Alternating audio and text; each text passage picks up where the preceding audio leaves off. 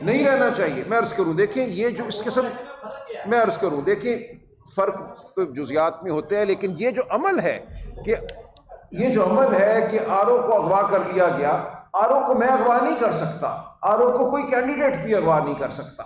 آپ سوچئے کہ کس کے پاس طاقت ہے کہ آر او اغوا ہو جائے، کہ آئیں جتھے آئیں، یہ کوئی گنڈوں کے جتھے نہیں آتے، یہ اہلکار آتے ہیں جو اس قسم کی کارروائی کرتے ہیں. ہمیں براہ راست گفتگو ریاست سے اسی لیے کرنی ہے.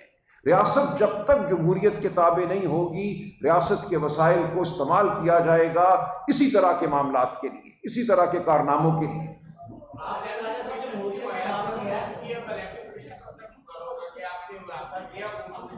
جی وہ پروسیس تو جنوری میں ہو جانا چاہیے تھا، 5-6 مہینے تاخیر ہو چکی ہے.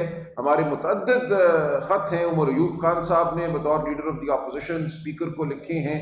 اب کچھ ہلچل بظاہر ہوئی ہے. ہم امید کرتے ہیں کہ نیا چیف الیکشن کمشنر اور جو ریٹائر ہو رہے ہیں ممبران، ان کی جگہ ممبران اگلے چند ہفتوں میں مقرر کر دیے جائیں گے. لیکن اس عمل سے بھی کوئی بہت امید نہیں ہے. 26ویں آئینی ترمیم کے بعد یہ عمل بھی اب حکومت کے اختیار میں ہے.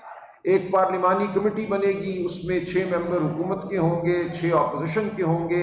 اپوزیشن میں وہ ایک قسم کی دوست اپوزیشن بھی شامل ہے جو حکومت کے ساتھ چلتی ہے، تو بالآخر حکومت ہی مقرر کرے گی.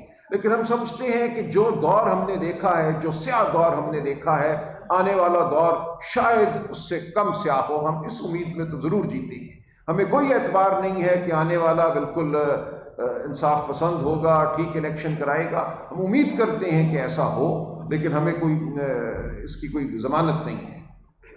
جی تھینک یو. شکریہ جی، مہربانی.